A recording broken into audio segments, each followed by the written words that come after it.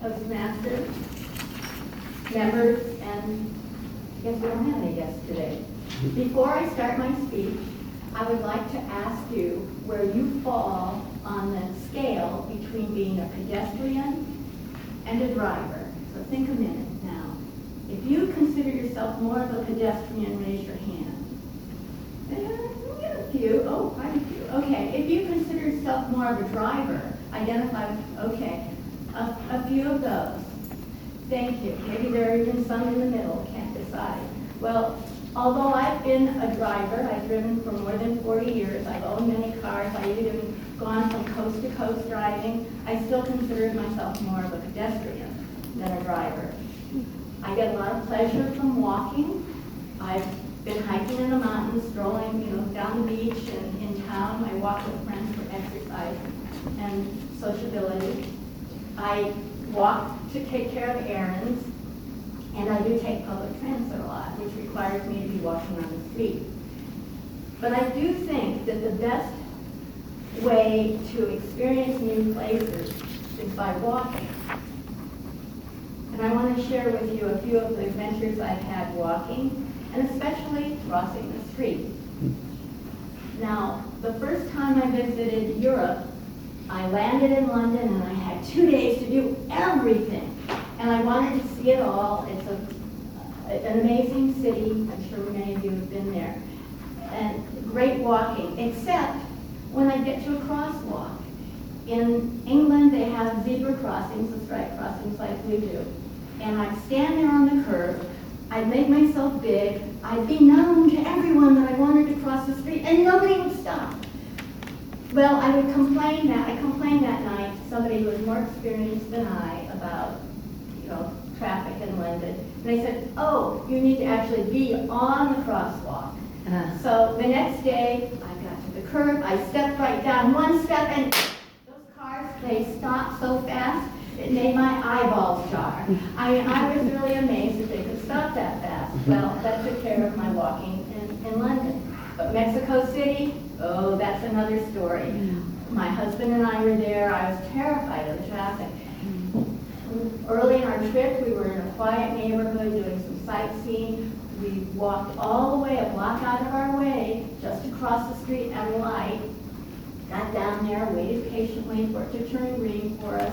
And we were about to go across the intersection when a car swooped down the hill and around a curve, and it blinked its lights at us, basically saying, you step out there and you're dead meat. Well, I was pretty much terrified of traffic in Mexico City, and the city center was worse. You never seen such chaos unless you've been there before, I guess, or maybe in some comparable city.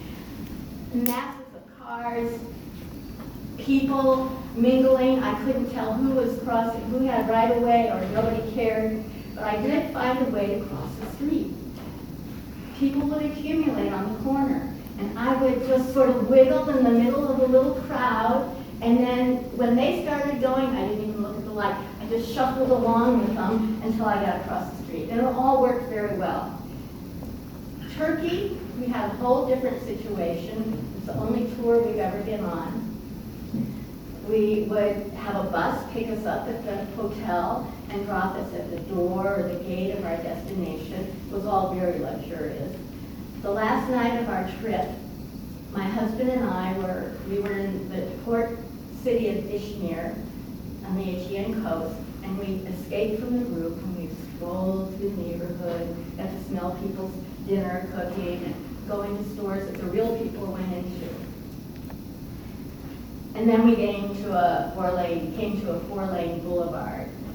Well, my husband just sailed across, and I must have been distracted. I got through the first 2 lanes without much thought, but then I was in the middle of this, I was in this median. I had 2 more lanes to go, and I kept trying to start out, and I'd see a car come, and I was being very tentative because I didn't know if they would stop. And this was going on for some time. My husband was, I don't know what he was looking at. Until finally, someone came up behind me, grabbed my hand, and pulled me across the street. It was a man in traditional garb, and he never said a word. I said, thank you. I don't know if he knew enough English to know exactly what I was saying.